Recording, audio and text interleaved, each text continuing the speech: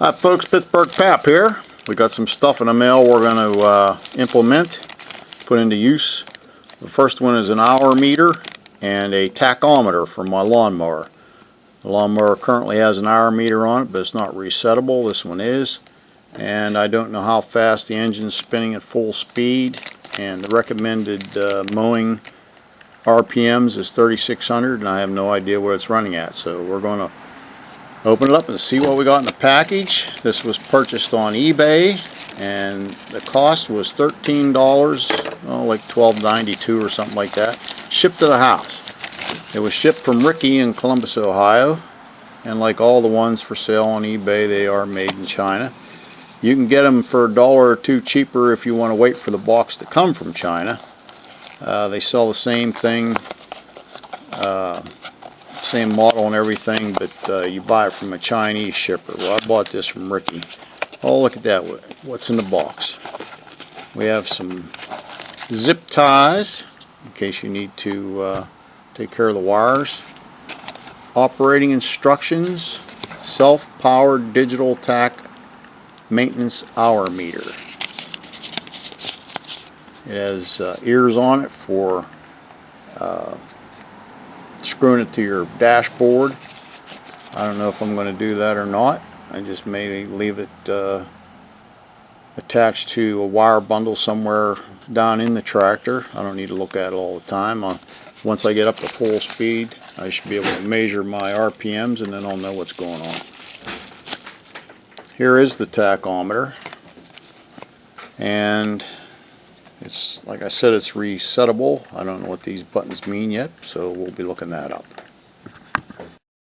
I didn't find any screws in the package for screwing it to the dash, but they did include some double-sided tape, 3M, so that should work pretty good,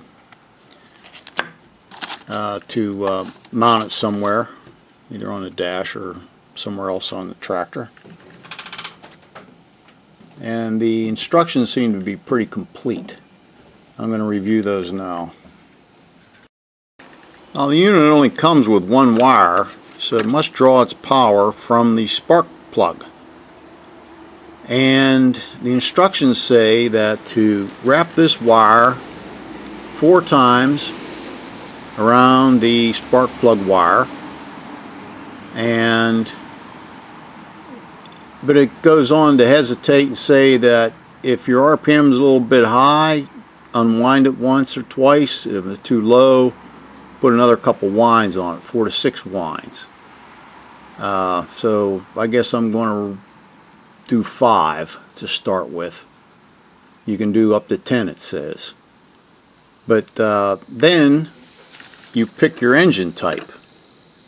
And after you pick your engine type off this chart, you press this M button on here to match up the engine type, and then that'll be set so that it knows whether you're using a 4-stroke 2-cylinder or a 2-stroke 1-cylinder or a 4-stroke 4-cylinder or 1-cylinder. So this is only recommended up to 4 cylinders, evidently. It doesn't mention anything about 6 or 8. So if you have a 6 or an 8, you're going to have to do some heavy-duty math to figure out what your RPMs are. It'll tell you what they are, but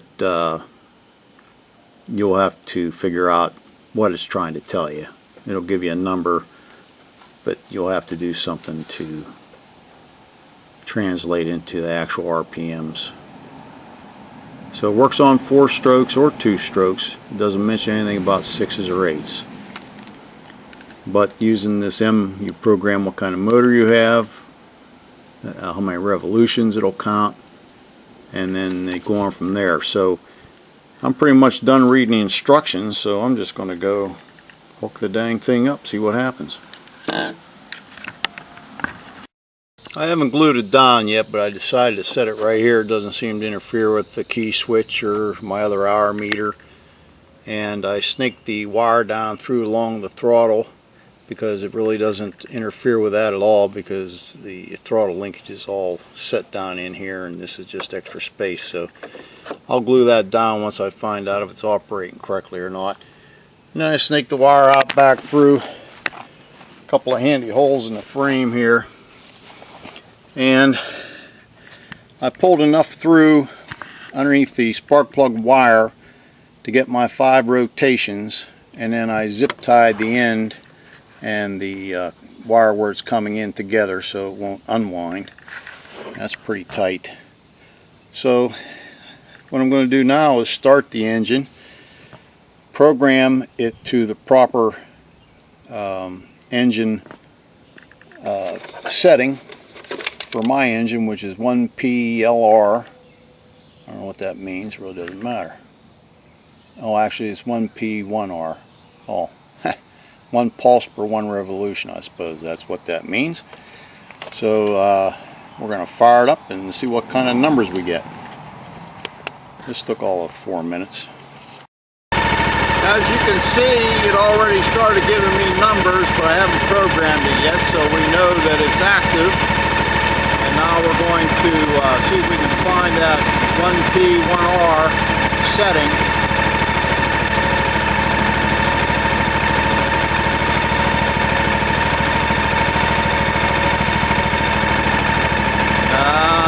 Maybe it has to be off. Well, it can't be off, there won't be any fire. I'm a bit confused. Back to the instruction book. I'm going to crank it up to full power and see if I'm getting 36 RPM recommended by the manufacturer to mow at full speed. You should always mow with your engine at top RPM to get a good cut. Here we go.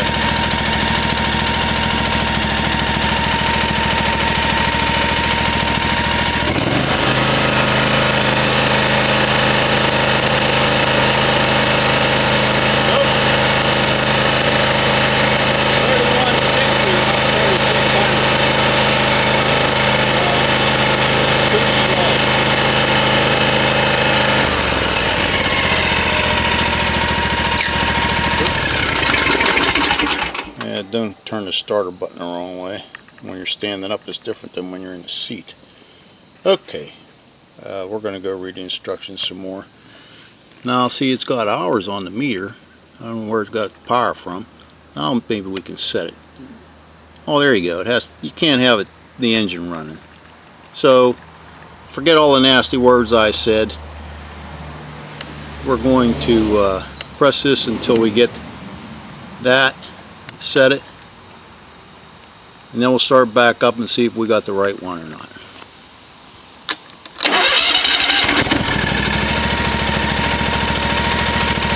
Yeah, it's the same speed as it was before.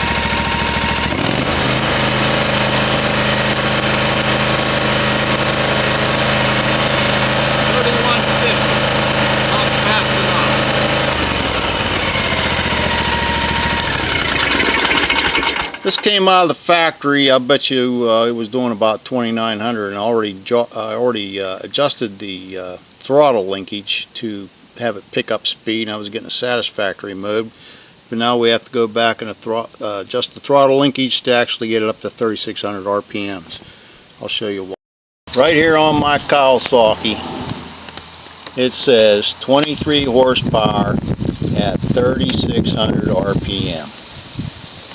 And that's what I want to run it at. So down here's the throttle linkage.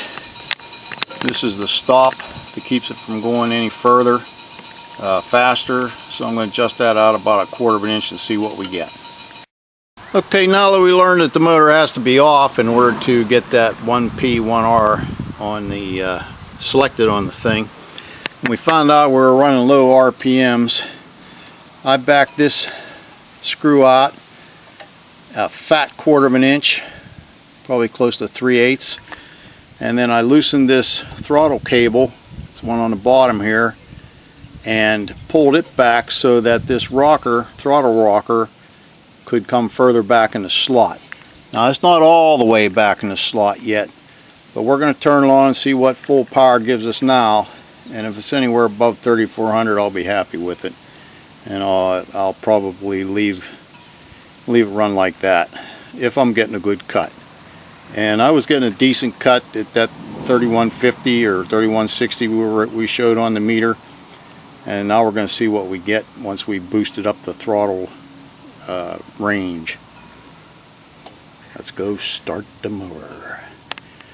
This is a Hustler Raptor with the tow hitch adjustment, which is another video I have out there. You want to check that out. That's a modification you definitely want to make. Let's fire it up. That gives us 3330. 3320.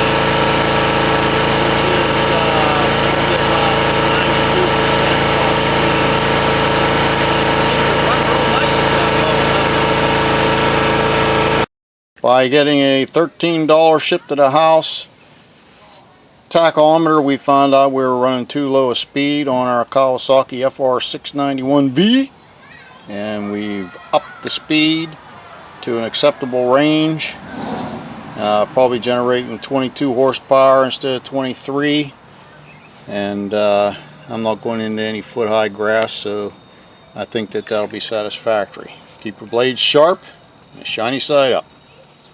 Pittsburgh Pap with a simple tachometer hour meter video. Enjoy.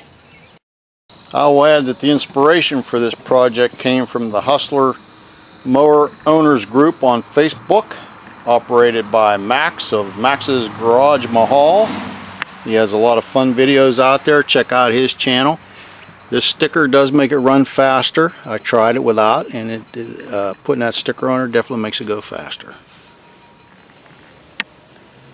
Check out the Mower Owners Group for your particular brand. You get a lot of good tips there.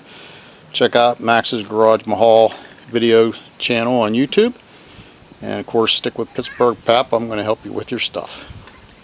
Next up, a Fox Speed battery jump starter, lithium, which came to me free thanks to Max's Garage Mahal's contest and his desire to support that outfit on his YouTube channel.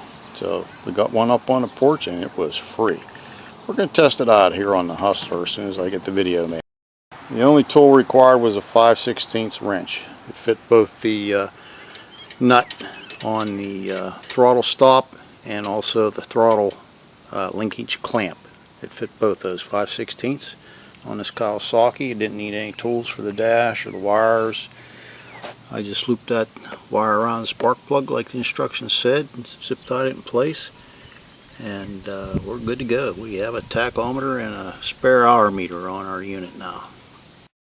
We tidied up our wires with a zip tie, made a little loop there, and a little bit of duct tape to keep it out of the way of the key switch. Run down that channel there. Like I said, doesn't interfere with the throttle any. And so we won't have any worn wires due to vibration. It's not in the way when I go to change the oil filter. We're going to call this a job. Oh, and I did use the double-sided tape to stick the unit to the dash. It ain't going nowhere. It's really stuck there good. So now when we're driving around, we can see what kind of RPMs we got. And it works. And it was simple. It was cheap. That's the best kind. Pittsburgh Pap again. Out. Have a great day.